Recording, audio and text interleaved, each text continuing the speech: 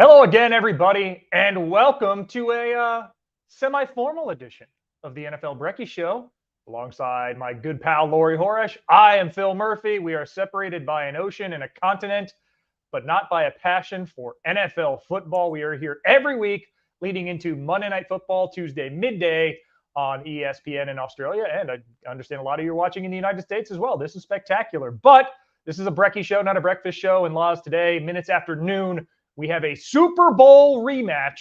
Ninth time in NFL history, Super Bowl teams from the prior year are meeting again. The first time that they're meeting as respective one seeds in each of their conferences. Eagles at Arrowhead against the Chiefs. We'll be talking about our picks coming up for that game. We'll be talking about teams who may be able to join those as Super Bowl participants or winners. I defy you to find a better head-to-head matchup that you could have all year than what we're getting today. And by the way, if you are interested in a two-screen experience or dialing something up on the app, on ESPN2 doubleheader on multiple playing surfaces, on ice, Lightning and Bruins, and on hardwood, Steph Curry and the Warriors host the Rockets after a last-second loss to the Lakers. Laws, it's all going on, but in America's new pastime, the NFL, it can't get bigger than what we're seeing coming up in a few hours' time.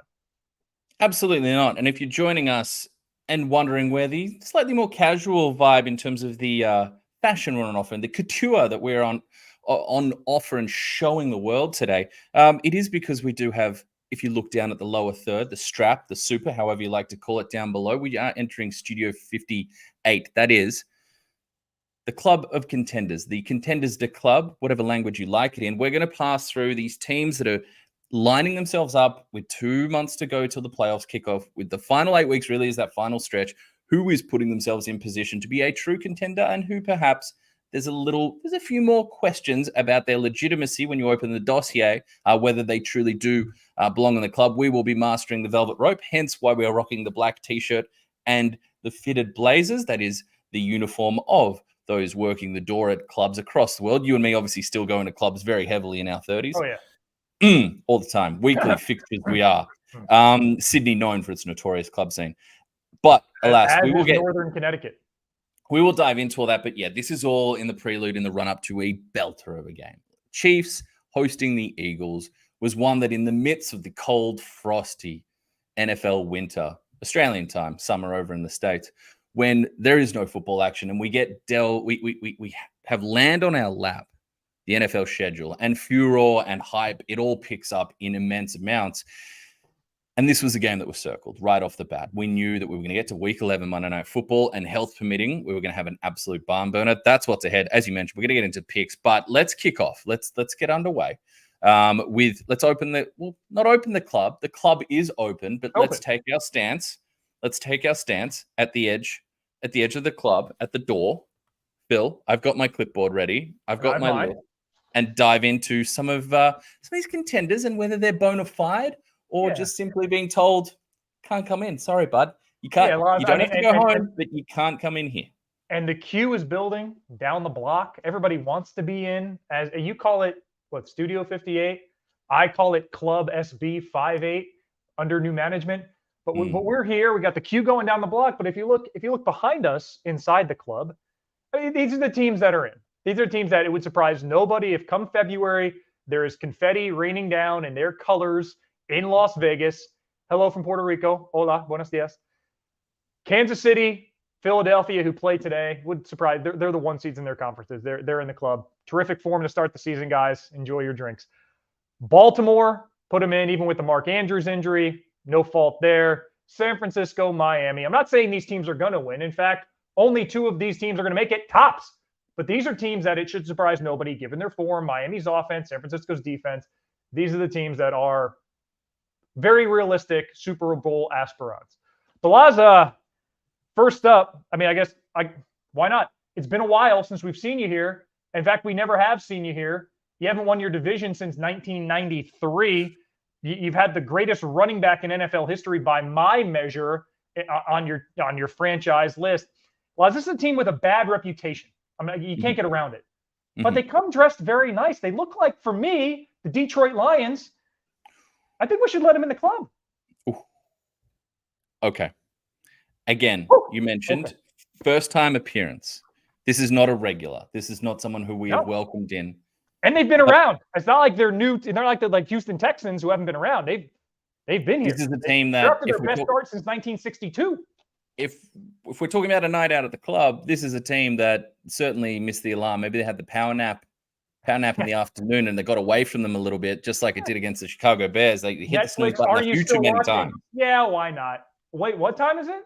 What time? I'll be there. But you know what? Sometimes that's the sign of a good night. You're out with a crew, and then a pivotal member of the squad gives you the late message, I'm up, I'm joining, and it lifts everybody. It's a real energizing moment. It's a catalyst for a memorable night. Sometimes a not so memorable night, but on this occasion, a memorable night. So I'm with you. I'm letting the Detroit Lions in the velvet. They're on the list. They made the list, the clipboard. Let me just, right up the top there. Yeah. We're not doing background checks here. They're coming in. There's no warnings. It is your first time here. Act accordingly. Act like you've been there before. But that's actually something that I think they showed against the Bears, is that this was not a clean performance from the Detroit Lions. They had explosive plays. Jared Goff performed well down the stretch. The defense a little bit shaky, but they did something that we ask of the best teams, and that's take care of business when you're not firing at 100%.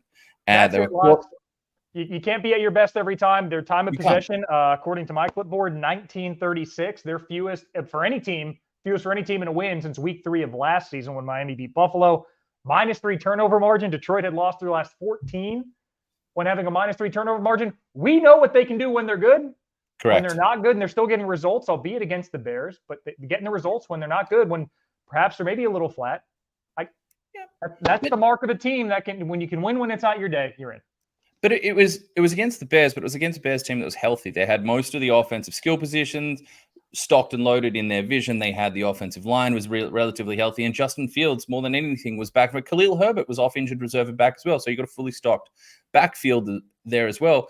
Look, Justin Fields goes for 100 on the ground, as well as having some big plays through the air. The connection with DJ Moore reignited like he never left, like he hadn't been injured.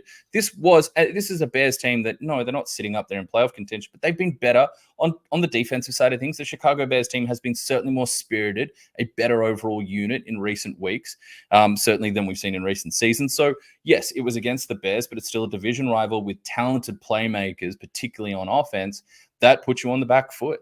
And that the ball wasn't bouncing away. The turnovers were not going your way. Partially ball security and partially because, turnovers are not a sticky stat outside of the recent Dallas Cowboys. Turnovers tend to flux one way or the other. They overcame that. They're in. Let's keep – yes? Sorry. Yes? Well, Laz, I was going to say, Detroit comes in, and then you just mentioned the person that's behind him in line. Oh, wow. We're going there already, aren't we? The Dallas Cowboys. I mean, we've been talking about division leaders, right? We have. And Dallas still has an avenue to catch Philadelphia. Philadelphia has a top 3 most difficult strength of schedule the rest of the way. Starts today in Kansas City. They're underdogs. They are underdogs in that game. Dallas is sitting there. They still play Philadelphia. I thought they were the better team when they met on the field a few weeks back. Correct. Dallas is playing well. Laz, I'll go to you to get your thoughts. The wild card Dallas Cowboys, irrespective of whether or not they win the division, whatever that clippy thing's called, the unclipping the velvet rope and letting Dak and them boys into the club first time in coming up on 30 years. Yeah, first time in a long time. When it comes to the Cowboys, I think the talent, the stars, the names, they certainly fit the bill to be on the list when I open the clipboard up. But we have been here before. Perhaps no other team. I was enjoying some fan interactions, some audience interaction on the socials yesterday, and someone put it to me about the Bills and the Cowboys, both, on track to disappoint fans as they have recently. And perhaps there's no two teams that carry the mantle of, we've been here before, we will believe it when we see it, in terms of who you beat in the playoffs and making a deep run. They have their own, the Bills have their cursed history from the turn of the 80s and 90s with the four falls of Buffalo. The Dallas Cowboys have been, whilst a competitive franchise, have not got close to reigniting the Super Bowl success of the 90s in the 3 decades since. But when it comes to the Cowboys, this is a team that outplayed the Eagles. They lost. This is a team that, once again, was found more than wanting against the San Francisco 49ers. Since then, Dak Prescott, that offense, have certainly been on track. The defense, we know the playmaker. They're a feverish defense. If they get a lead, if they sniff blood, that defense will rally in a frenzy of talent and sacks and interceptions. Deron Bland has 4 touchdowns on the year. That's more than most players you drafted in the first 4 rounds of your fantasy team. But I'd let them in the club, but there's a big proviso here. And that is, you got your friend that you great vibes, always welcome the club, always part of the crew, back in our clubbing days. But you wanted them to steer clear of a particular beverage, perhaps. Maybe when they, enjoyed sugary, fruity cocktails, the night got away from them. The Cowboys, let's call it the 49ers. Let's call that's their tequila. They need to stay away from the tequila. Goldschlager. Stay away from the Goldschlager. They've got to stay away. I'm going to put it. We've got Goldschlager on the table, tequila on the table. Cowboys need to stay away from the tequila because we know how that goes in the postseason. If they can work it out where they avoid the San Francisco 49ers in the playoffs, it's certainly advantageous for them. I think they match up with a lot of other better teams, or a lot of other of the quality teams in the NFC are far better than they do San Francisco. They're in the club, but there is a huge warning that we know that if they find themselves staring across the bar at a shot of tequila or staring across the bar, a shot of the 49ers defensive front or Brock Purdy or Brandon Ayuk, George Kittle, Christian McCaffrey, Deebo Samuel, the four receivers that encapsulated all of Brock Purdy's completions. Every reception. Yeah. Every reception. All but one target. We know where that has gone recently. And until they prove they can handle their tequila, until they prove they can handle the 49ers, we know that there might be a cap on their night and we might have to have the lift home, that's not lift the brand, that's just the ride home, lined up early to make a swift and earlier than ideal exit should that happen.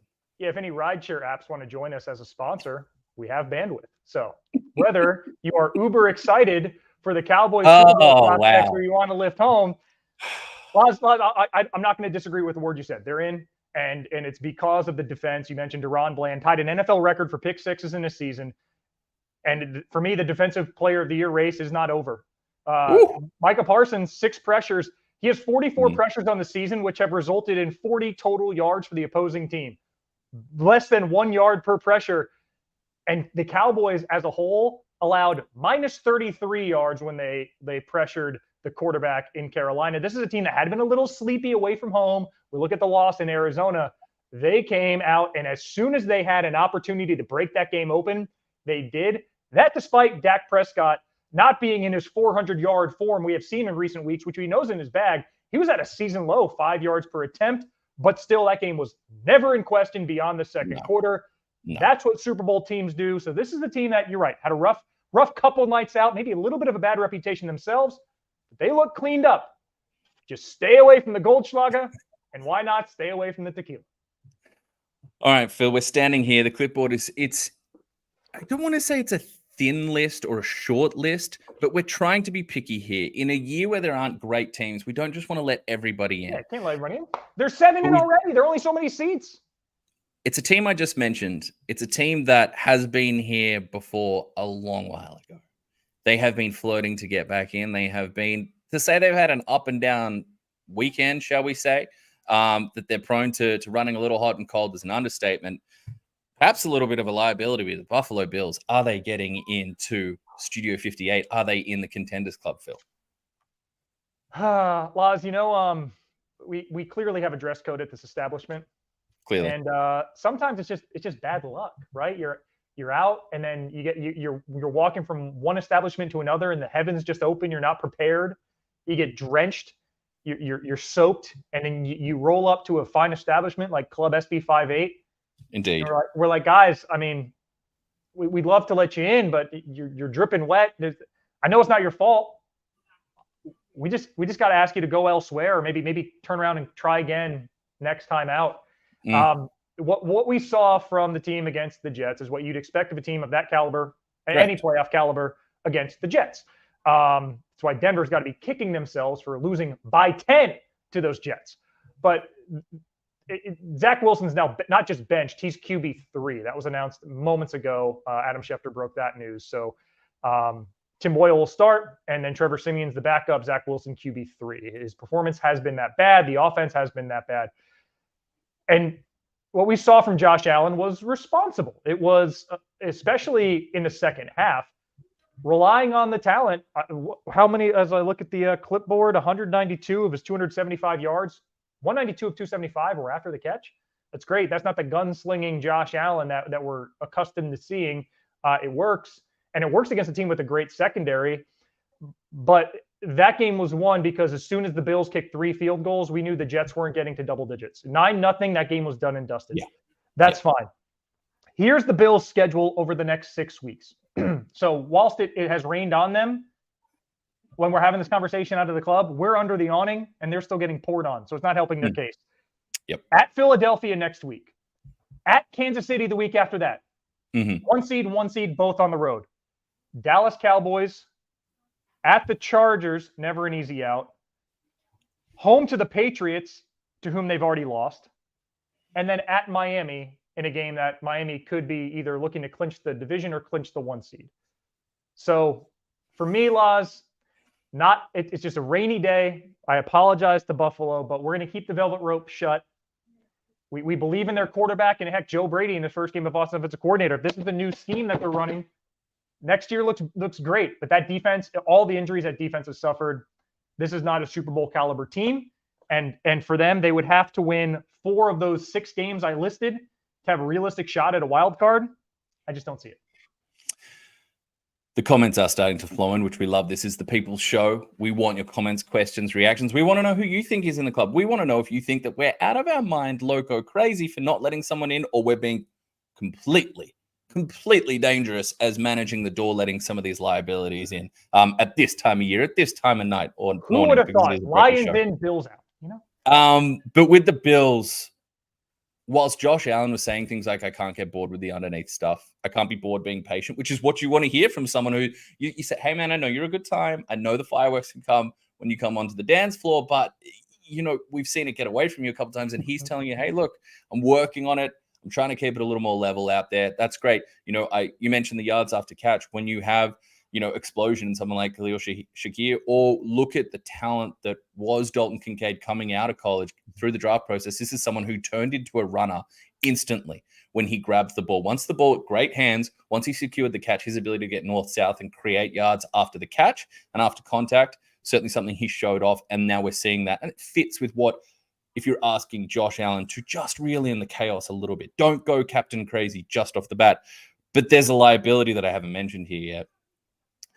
The lack of production and the seemingly questionable vibes emanating out of Stephon Diggs and that relationship. We could get into what Trayvon threw out on Twitter, and then Stephon distancing himself, saying, not responsible for other people's thoughts, feelings.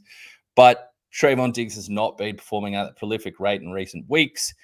And whilst the Bills are looking to course correct, we will need to see it before we believe it, that this isn't within their own crew.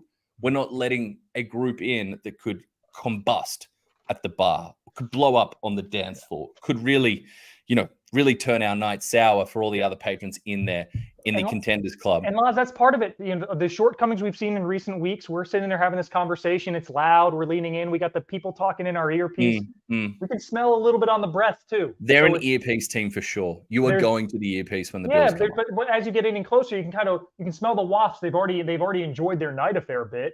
And now you're ready that 1 or 2 missteps, it's all going to come crumbling down, and looking at this schedule ahead, at Philly, at KC, Dallas, at Miami, all in the next 6 weeks.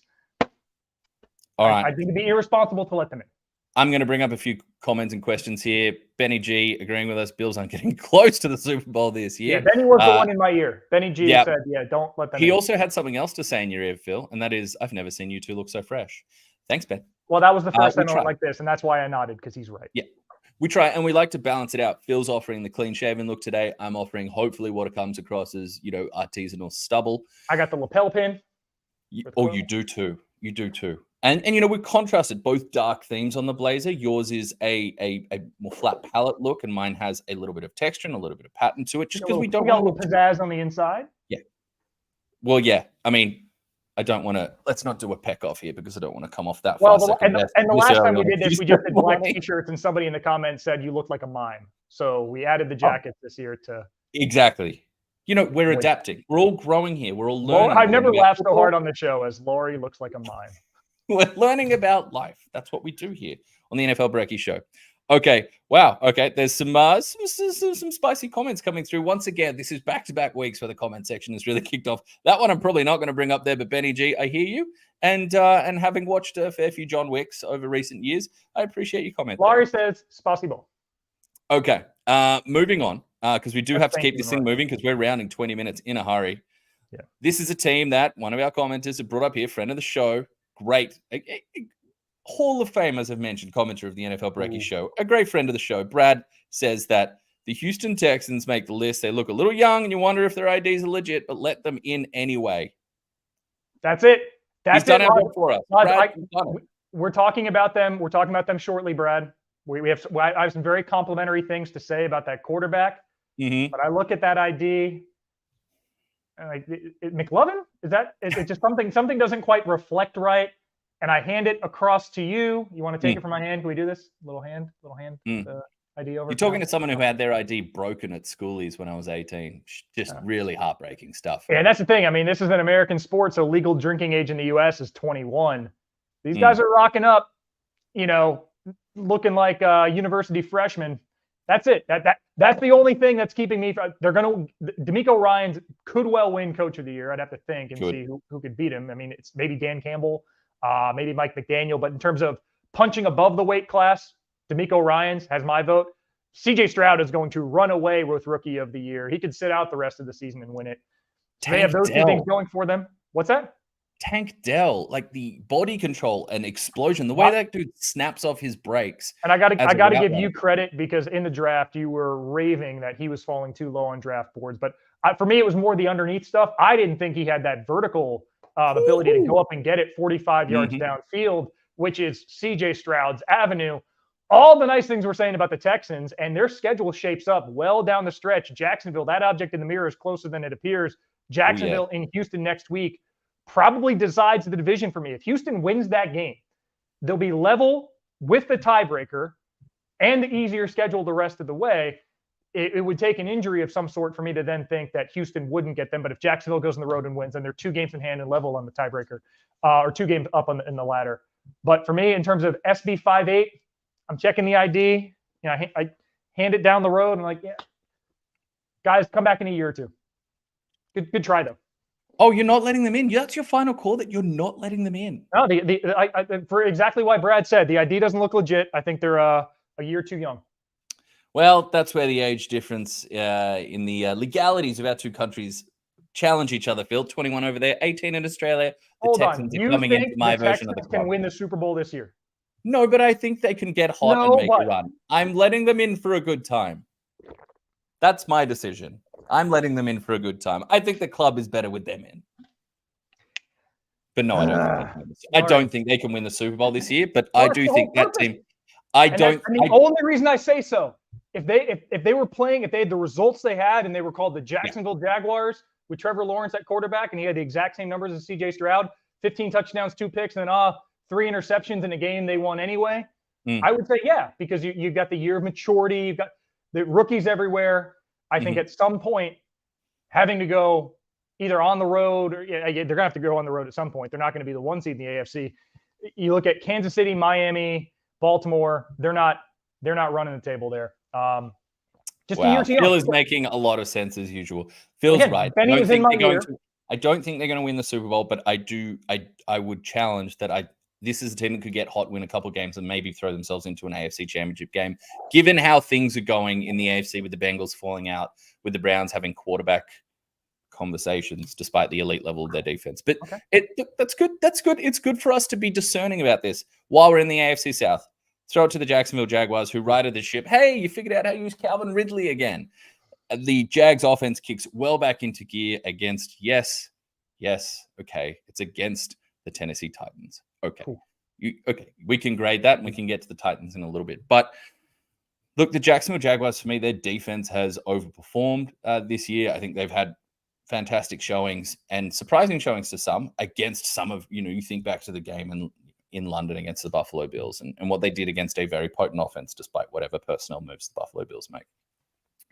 If this Jacksonville Jaguars team can take what they put on tape against, a lowly divisional opponent in the Tennessee Titans, but the usage and the aggressive mindset in the way they use Calvin Ridley and how that flows throughout the rest of their passing game. And how that, when you do force a team backwards, how that helps a running game that has explosive moments, but can be very, very inconsistent, particularly with an offensive line that doesn't overwhelm you. They tick a lot of boxes for me. I do want to see, this might be, you're not coming in tonight, but I might let you in later this weekend or next weekend. I need to see that game once more. Look, Trevor Lawrence is my MVP pick before the season, but after how frustrating it's been to see the usage and just to see how those offensive skill weapons were deployed, 1 week is great. I want to see you stack a couple games. You have look, the Lawrence versus Stroud showdown is blossoming in front of our eyes. And we get that down the stretch here. We get them facing each other in how many days' time, Phil? 5, 6 days' time? 6 we days. Get this one again? 6 days. So 6 days. And Jacksonville is favored in Houston. Jacksonville's giving a point in Houston. That opportunity sits there to show that we have course corrected, that we are more consistent, mature.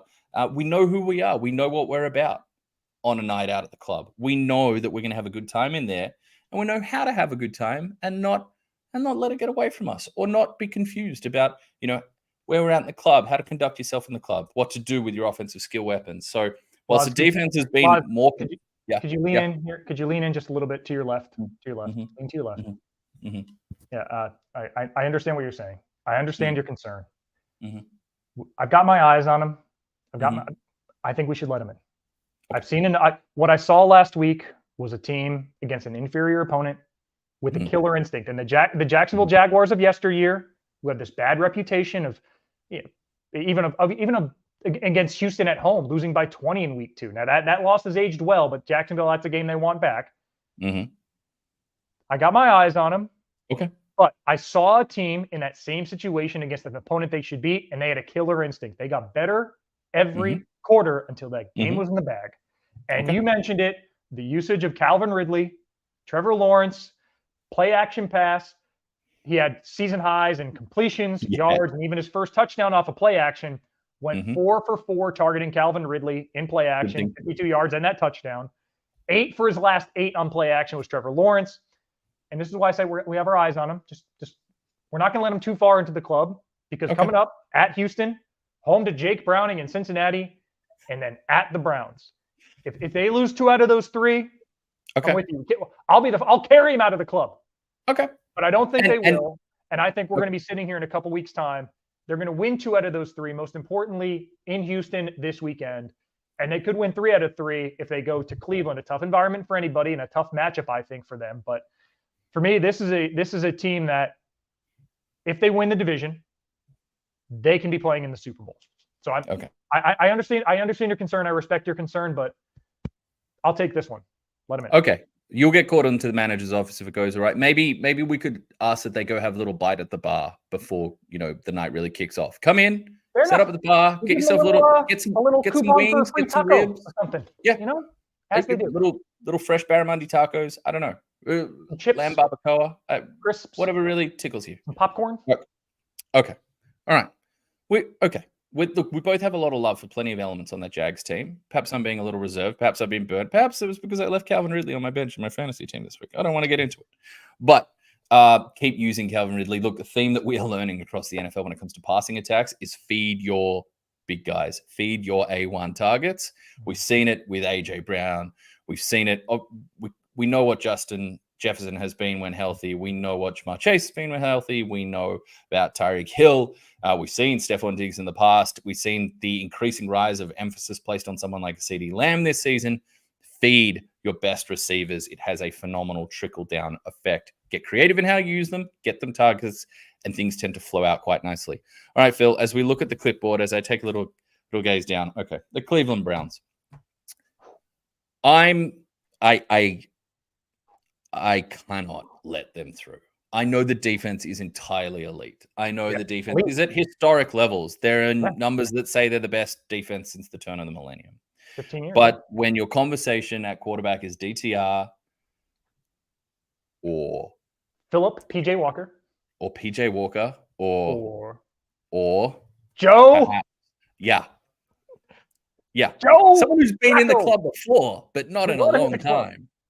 I mean, he's grown several beards and shaved them off since he was last in the club. Yeah. Joe Flacco. If that is the conversation at quarterback, I cannot let you in here. Whilst that defense is fantastic, that defense is good enough to rock and shock a number of other AFC playoff opponents. But to think that defense, no part of them in the wild card. to lead 4 straight victories against the best teams in the NFL without anything close to plus quarterback play against, that's the thing. It's not just against really great quarterbacks, whether you're coming up against a Lamar Jackson or you're coming up against a Patrick Mahomes. But those teams have good defenses too. No, they don't have historic defenses, but the Baltimore Ravens aren't turning up, giving up 35 points a game themselves. They've got a Unless fantastic they're playing the Browns and they give up 33. The Kansas City Chiefs are not, we'll see against the Eagles, but the Kansas City Chiefs has been the best defense we've seen under the Andy Reid era. Yeah. So many of these other teams, if we talk about making a run and getting all the way to the big dance and playing an NFC team, you think about if you come up against San Francisco 49ers and a re-steeled defense there, or a Dallas Cowboys, a bit of a stretch to say going to the Super Bowl, given the conversations we've had before. But the Philadelphia Eagles, well, I think their pass defense is suspect. The run defense is certainly, should we say, calcified in the past year since what we saw in 2022. Detroit Lions, that's another question. That defense is on the slide. But so many of these other contenders present on multiple sides of the ball, at least 2, if not 3 sides of the ball.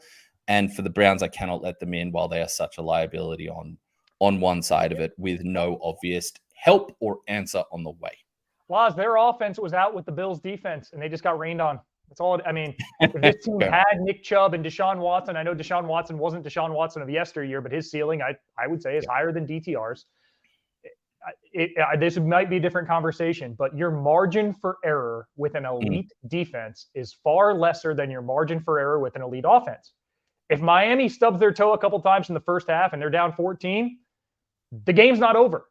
Sure. If the Browns do, they need help to get back into it. And yet they had 10 different players generate a pressure yesterday against Kenny. I love the flats Pickett. By the way, if we're selling wings at the bar, Kenny's taking your flats, not your drums. But the Browns, the Dogs D is great.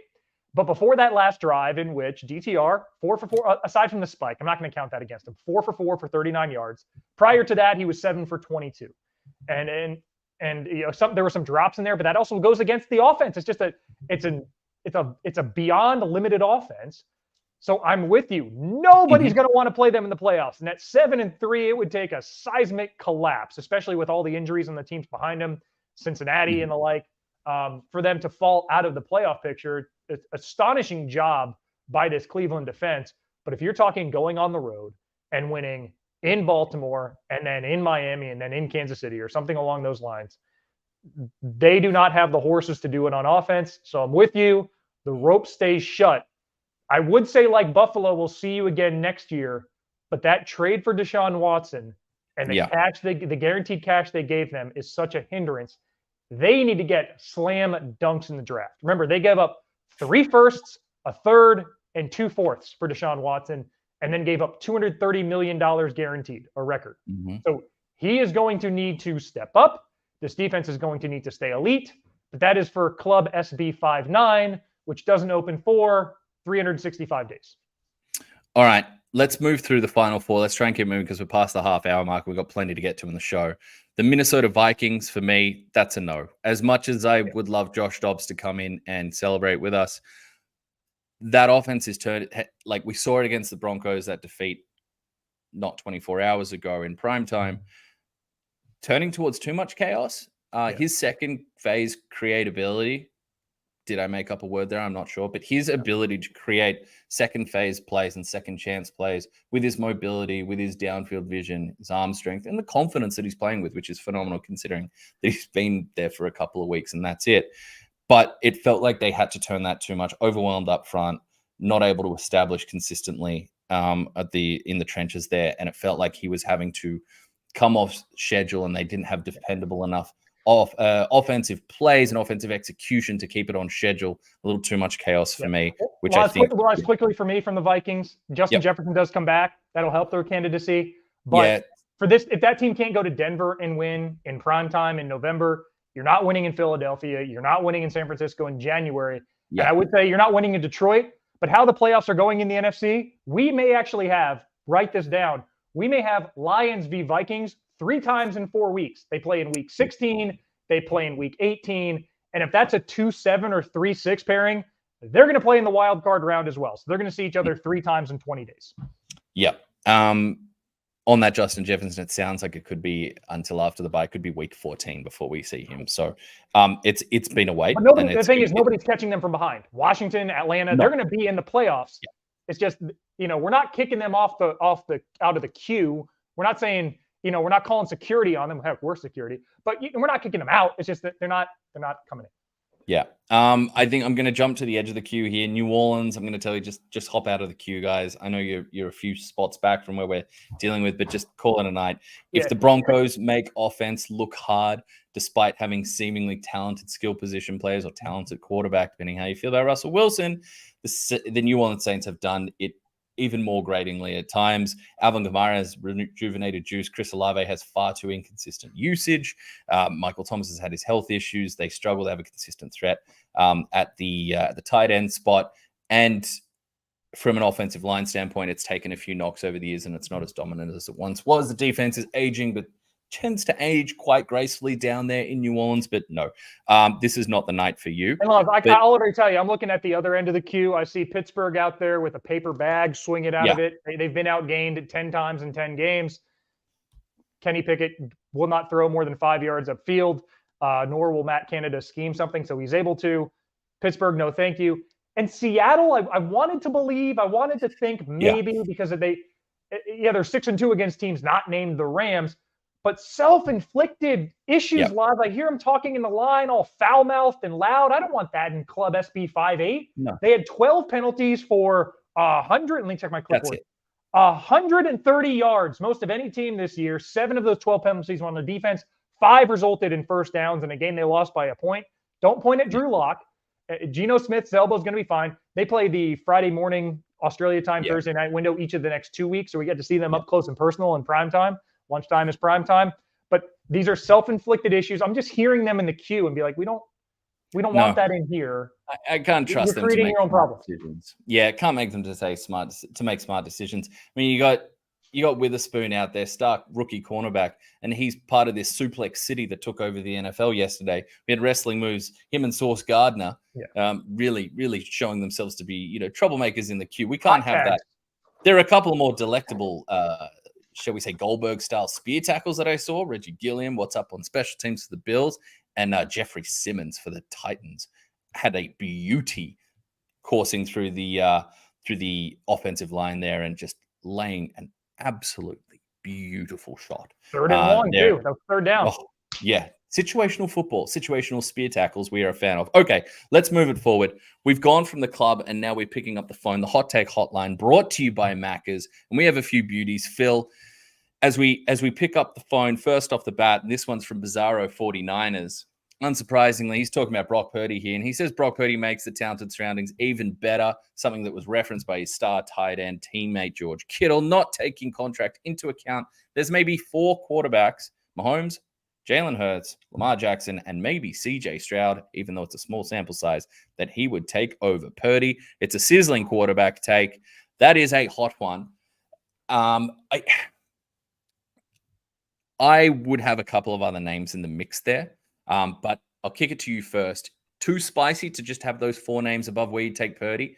And for our interest's sake, let's throw the contract in there because it is massively important. It's part of how they have structured and built that 49ers team.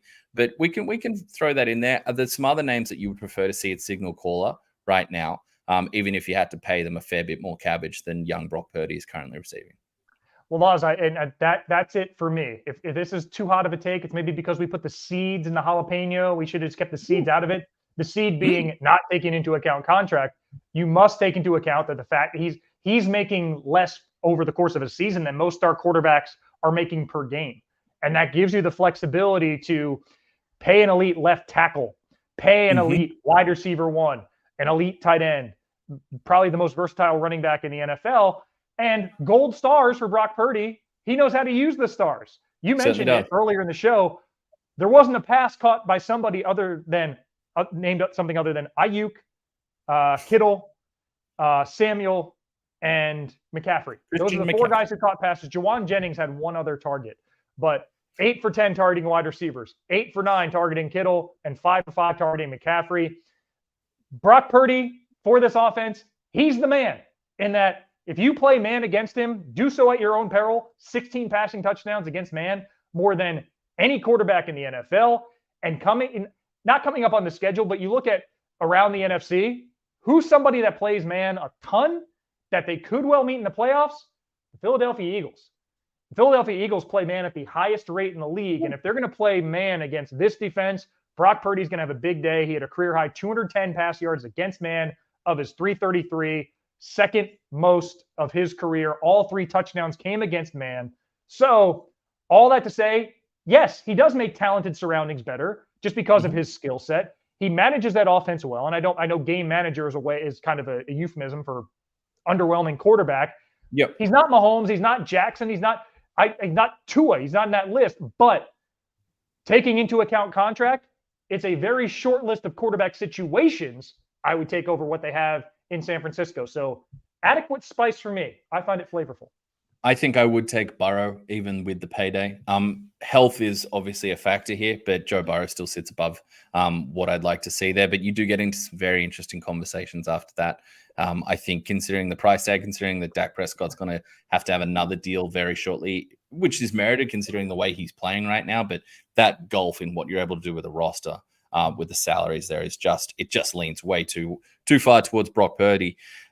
I will say we got a lot of other the hot take hotline was buzzing around Brock Purdy, a lot of conversations about MVP, and he should be a legitimate candidate. And whilst the relationship with the likes of Christian McCaffrey, the fact that they did have that 3-game slide does hit his consideration, his contention as an MVP candidate, I will say, look, you need a narrative when it comes to the MVP. It certainly is a narrative award. The fact that he went on a slide, that he was called into question, and that since the bye and since the 3-game skid, they've had 2 games against teams that have featured in the playoffs in the past 12 months.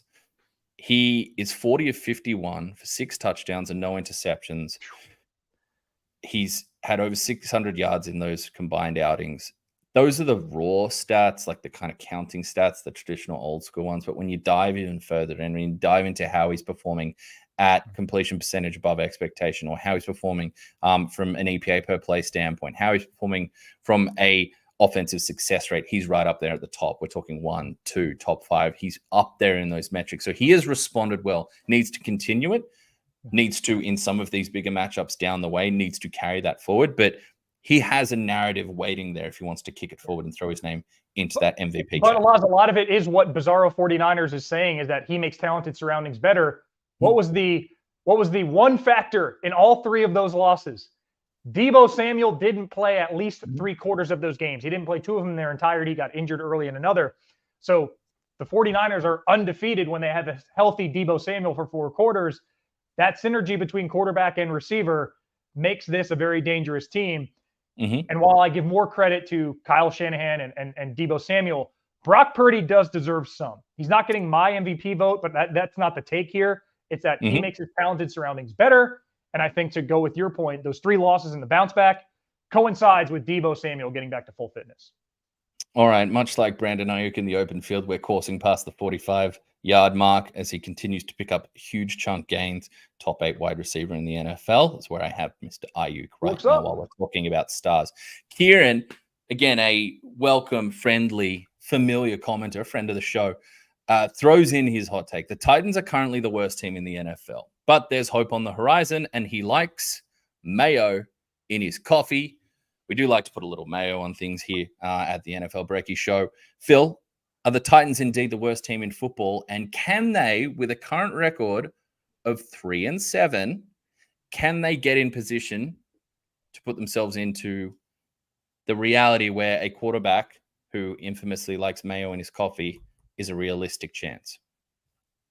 Well, Laz, this for me, 5 stars for the hot take hotline, because I read it initially and I'm just seeing hyperbole left and right, and I'm kind of rolling my eyes. And then once I got over that initial spice, I kind of went back for a little more. Ooh. And then a little more, and it started to get addicting. Some layers. Tennessee, you could make a case they had the worst showing on the weekend. They're winless on the road. They're plummeting in the AFC South. Correct. They had 38 plays run. 38 plays they ran all game. And it's not like They were chewing up clock. Chris Moore was their leading ball carrier, 1 carry for 39 yards. So I was like, okay, good on you, Kieran, for the first third of your take. But there's hope on the horizon, and he likes mayo in his coffee. Will Levis, 13 to 17 passing. But it was hope on the horizon. Is it really that hopeful? Well, it's on the horizon. He's still got time to develop. He's a rookie, number 33 overall, I believe, in the draft, second pick of the second round. The only thing I'll question here with Kieran's 5-star take is Will Levis's palate, his taste buds, because not only is it mayo in the coffee, he eats bananas with the peel. He eats a banana like an apple, just eats it whole. I guess it's an extra source of potassium, which will help prevent cramping. But I don't think Will Levis is the answer, but Tennessee has a lot of questions. I don't think they're going to get high enough in the draft to take one of the two quarterbacks available, nor do I think they're ready to bail on Will Levis in year 2 because of what he showed in his first start, the 4 touchdown passes. He connected with Nuke Hopkins late in this one. I think he gets another year. I think he gets a year as a starter to see how they go. This is the draft help, so we really know what we have under center in Will Levis. The guy with all the physical tools, I don't think it's fair, number 33 overall pick, to withdraw him and move him. He hasn't played bad enough to lose his opportunity after 1 year. So all around, Kieran, bravo. This is how Hot Take Hotline is done. This is the example that we are going to send out to Threads and other social media platforms on how to do Hot Take Hotline. Yeah, and I think that's what I was hinting at there with their record at 3-7 and with a quarterback in-house who does like mayo with his coffee. Is that the reality? Can they go on a skid where that shifts? You currently have the Chicago Bears holding the top overall pick courtesy of Carolina at 1-9. Carolina Panthers, who are next up on the Titans schedule. If they really wanted to get into tank mode, a loss against Carolina would really throw things. Just because I think having watched the Panthers play the Cowboys this past week, Bryce Young, there are moments there. He creates some conversions with very little help around him. He had some big time throws on third down, namely to Adam Thielen to keep things moving. There's just not a lot there, but they're not an overall terrible team, the Panthers. They have ways to cause havoc. They have ways to get results. We saw it in the fact that they knocked off Houston Texans team. They were arguing about this, whether they get into the Super Bowl Contenders Club. But when you look at the teams above them, right?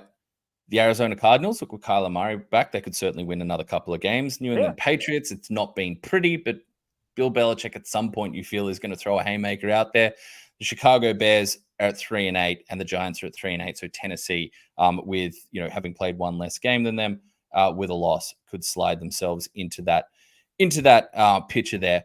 I don't think it gets them high enough where we're talking about Caleb Williams and Drake May. So the reality, the future may very well be mayonnaise in coffee loving quarterback play. All right. Our last one comes from... And there are a lot of good offensive linemen, Joe Alt, Olu Fashanu, who are going to go top 10 in the draft, who Tennessee being, if they end up in that 5 to 7 range, which it feels like they're going to get, one of those guys will be available to them to help just whether it's a skill position talent, if they want to go Brock Bowers as a tight end, or they want to go an offensive tackle, or wide receiver 2, Marvin Harrison Jr. is going to go top 3 in the draft. Whoever the wide receiver 2 ends up being, Tennessee will have options to bolster their offense and really give Will Levis the keys. Keys are his. Let's see what you got over 17 games next year, and then they'll make the quarterback decision in 2025. Comments we have coming in from John Roberts. The potassium is strong with that one. Thank you, John. Careful with those emoji loss. Look, it's the Brekkie Show, and food is always going to be part of the Brekkie Show. As we move forward, our last Hot Take Hotline entry once again comes from a player. And that would be one that you jumped on there, Phil, from one CJ Stroud of the Houston Texans. Yes, CJ Stroud post-game after a 21-16 win over the Cardinals, but a game in which Stroud threw 3 interceptions, was asked about his first multi-interception game, taking his season total from 2 to 5 over 60 minutes. And CJ Stroud said, quote, Steph Curry, don't ever stop shooting. I'm going to keep letting it fly. I'll let you go first. Look, people can get carried away if you think he's comparing himself to Steph Curry. It's talking about the mentality, and the the fact of the matter is CJ Stroud has never been a turnover quarterback. He had 6 interceptions in each of his seasons, starting there at college to go with 40-odd touchdowns. And touchdown to interception ratio in college is going to be different to what you get from the get in the NFL. As we've heard a lot of people talking about these rookie quarterbacks in recent weeks, the way they phrase it is there is a difference between college open and NFL open. But CJ Stroud, in his time in the NFL, has also not been an interception guy. To a record degree. A moniker that has been thrown around a little callously in recent years, if you ask me. But yes, at a record pace. He was leading the league in touchdown to interception ratio amongst starting quarterbacks. Look, yes, he has a multi-pick game, but his response is exactly what you want to hear. I've been succeeding attacking downfield. I've been succeeding being confident as a passer, trusting in young weapons, instilling confidence in those young receivers. He's not backing down from who he has out there. Remember, this is not someone out there who's got a host of 7-8-year veterans holding his hand. We're talking about Tank Dell. We're talking about Nico Collins, central parts. We're talking about John Mechie out there, central parts of that passing attack going forward that are in their first, second years in the NFL. He's maintaining his confidence. He allows that to emanate and instill with the rest of his skill position players. And in this day and age, with where the NFL has gotten to, and whilst defenses are having a kickback year this year and a bounce back and offensive scoring is down, where the trend has been going, you want someone who can create second phase plays, create chunk plays, do it with confidence, do it with accuracy. He has done that more often than not. The fact that he has taken the shoot mentality, backed up by his mental processing, his safety with the ball that he's proven at now 2 different stages of football over an extended stretch. It's exactly what you want to hear. No beefs here. Not even for me a hot take. It's an appropriate take. It's a take that lands with the little, we'll take the heat out for a sec and put the little target emoji there because it's a bang, it's a dart, just like the dart he threw to Tank Dell at the corner of the end zone. Well, Oz, it was received as a hot take, but I completely agree with you. I agree with Stroud. I'm going to keep letting it fly. He's earned the right, especially on those deep passes. Everybody's talking about, is he too much of a gunslinger? The 3 interceptions were all on passes of under 15 air yards. For the season, on passes of 15 or more air yards, those risky throws, he's still 8 touchdowns to no interceptions and 57% completion rate. That is the highest of any quarterback since ESPN began tracking that data in 2006. Again, he's got some time left in the season. Also, it's 3rd straight game with 7 or more completions on 15-plus air yards. That ties him with Drew Brees for the longest such streak. 15-plus air yards in this game. He went 7 for 10 passing for 154, 2 touchdowns, including the one you mentioned to Tank Dell. Also building up confidence in Nico Collins. And what it's doing, too, is making defenses play with a lot more space, allowing a Devin Singletary or Dameon Pierce when he's healthy to operate underneath. And Singletary, his last 2 games, has been a big reason that the Houston Texans have been able to close it out and get to 6-4. This team picked number 2 in the draft last year.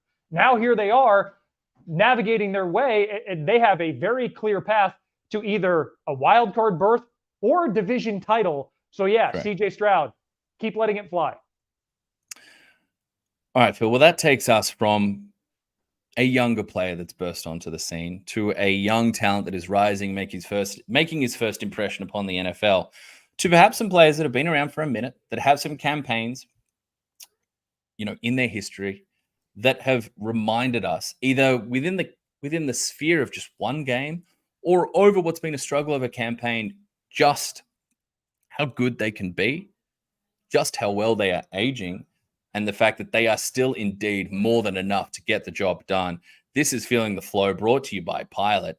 And I want to start this one at the running back spot. We've spent some time in recent weeks talking about wide receivers. We've talked about likes. Mike Evans has gotten a nod. We've talked about Adam Thielen, who is an obvious candidate. Brandon Cooks had a name, but we'll stay in the NFC East here. I mentioned Brandon Cooks. Let's go to Saquon Barkley, who, look, this has been a rough Giants season. The offensive line, which is so important for a running back, has been an absolute misery fest there in New York. They've lost Darren Waller. They've had Daniel Jones miss time, and now the campaign comes to an end for Daniel Jones in recent weeks. There's pressure on the coaching staff, but with 140 total yards, a season high for Saquon Barkley, 2 touchdowns, leading the league in yards gained over expectation on a carry basis and in totality. he showed that he still has every bit to be an elite running back. He's 26 now. He'll be 27 in February.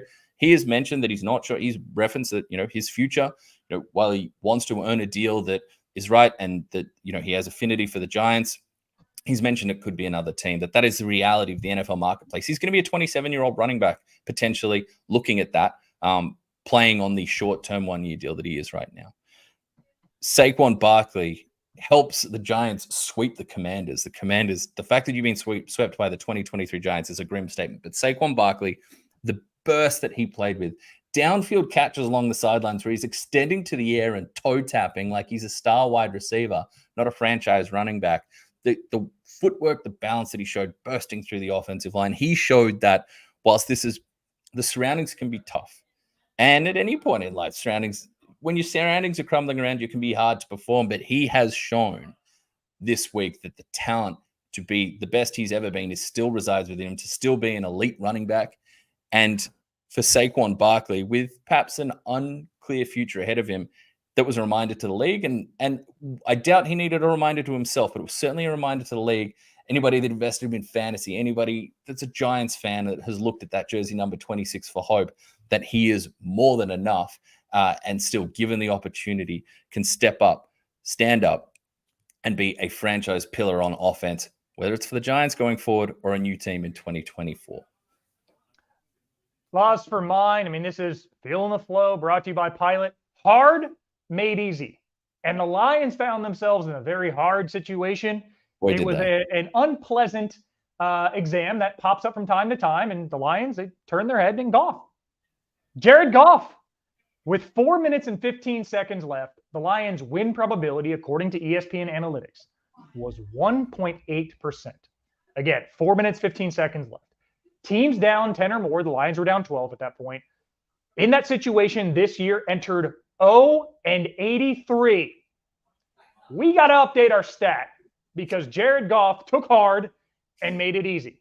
At that point, Goff was 11 for 23 passing for 111 yards, as many touchdowns as me, but 3 more interceptions than me. Not great. What did he do over the last 2 drives? Laurie, Horesh, I'm glad you asked.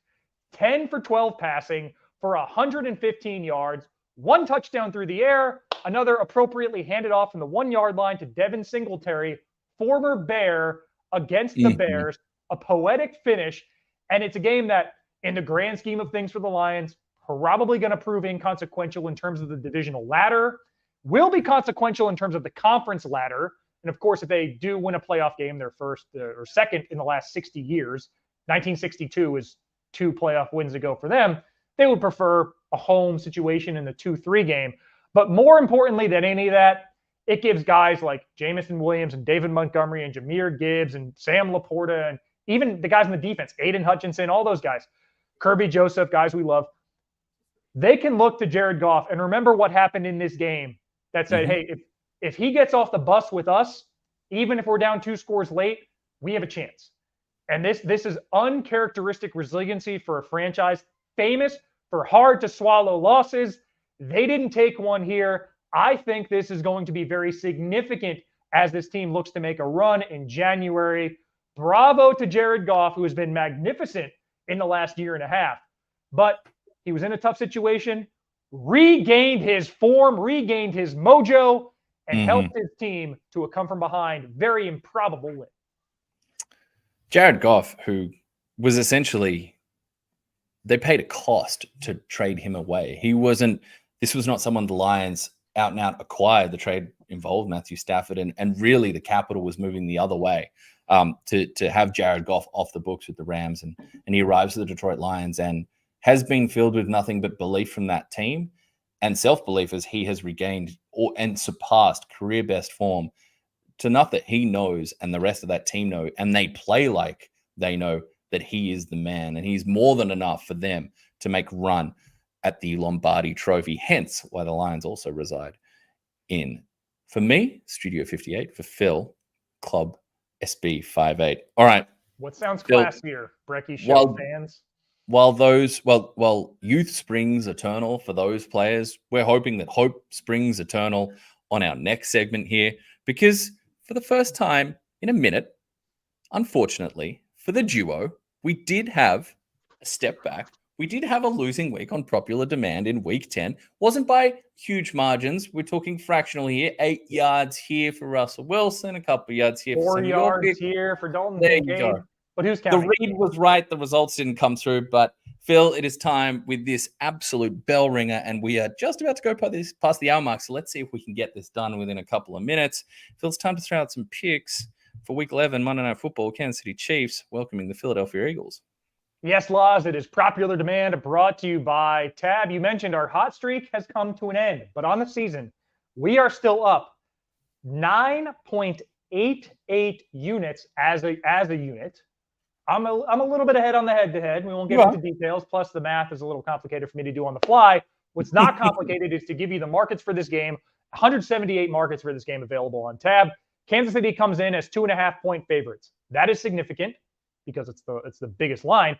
But Andy Reid, 21-3 straight up off of bye, 15-9 against the spread off of bye. And with Kansas City, when the margin is 3 points one way or the other, he's 27-12-1 against the spread. Whereas Nick Sirianni, in his shorter time with the Eagles, is 3-6 against the number as an underdog. The total, 45.5. Unders are 11-1 on Monday Night Football.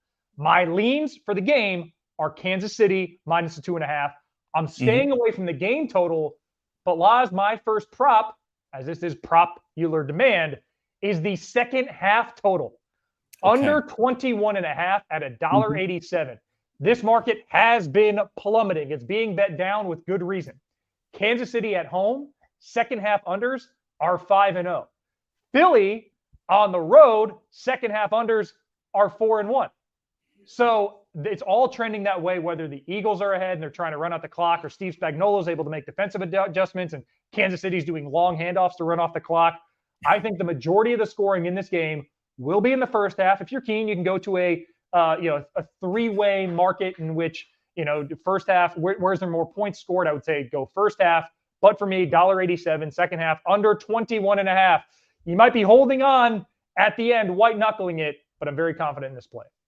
Oh, Phil, it's always dangerous when we're thinking the same things, because my first prop is the Kansas City Chiefs over 12.5 points in the first half. It's a team that has consistently outproduced their second half performances. They have been fast starting. Throw in the fact that we know how the Chiefs tend to roll out off an Andy Reid bye. He's 165,002 or something after the bye. 21 this is a team. But sure. There you go. This is a team that certainly need to iron some things out on offense. You have a lot of faith that brains trust and the talent there at quarterback, tight end, that on the offensive line, that we could get some more cohesion, perhaps more dominant presence up front. They got a tall task against a very good Philadelphia Eagles defensive front, but I believe that there's some matchups there, particularly through the air, for the Kansas City Chiefs to get on the board early in this one. Over 12.5, that's at $1.80. Laz, my second pick, I was going to go Travis Kelce, and we know he gets 60 yards more per game when Taylor Swift is in attendance. Indeed. She's not in attendance, so I was going to go under his market. He's at 85 yards, something like that. But Taylor Swift's parents are in attendance. I don't know how that plays. So I'm going to stay away from Travis Kelce. Wow. But where I am going to go is another Kansas City receiving option who lines up closer to the line of scrimmage. Rashee Rice. 52% of his snaps are in the slot. And the Eagles, in terms of fantasy scoring, so, yards and touchdowns, both in consideration, allow the most fantasy points per game to opposing slot receivers. Rashee Rice he caught a touchdown in Germany. Didn't get a bunch of targets. I think he had 2 catches on 2 targets for 17 yards. But in the 3 games prior to that, he went over 50 yards. The market for this was 45.5. It paid either $1.90 or $1.95, depending on when you looked at it. But for me, the alternate receiving market, and again, Tab offers 178 markets at my last check, over 50 receiving yards for Rice, so essentially over 49.5, pays $2.15. The math makes sense. The probability of him landing between 46 and 49 is very low. So I'm going to take the added payout, the plus odds, $2.15, Rashee Rice, slot receiver, 50 yards or more. All right, Phil, we got to get out of here in a hurry. My last one is Travis Kelce over 7.5 receptions. I think with some weather, there could be some interesting need there there could be some interesting looks there to go shorter in this contest to perhaps with the rain, downfield might not be as easy an option for that passing game. And the spine of the defense, linebacker safeties for the Eagles, certainly a liability. So I'm going to lean towards over 7.5 receptions. Travis Kelce at $2.05 currently. Let's get on out of here. Laws, rain in the forecast in Kansas City. It was raining on Buffalo and Cleveland in line in the queue for Club SB 5-8. And you have some announcement going on that we need to let you get going. But kickoff minutes afternoon on ESPN, arguably the game of the regular season. That is not hyperbole. Super Bowl rematch, 1 seed in the AFC, 1 seed in the NFC. Kansas City hosting Philadelphia. It is, as you say, an absolute belter, and the world will be watching, whether you're in Australia, United States, or Puerto Rico, or anywhere in between. Thank you for joining us for the NFL Brekkie Show. He's Laurie. I'm Phil. We will catch you same time, same place next week.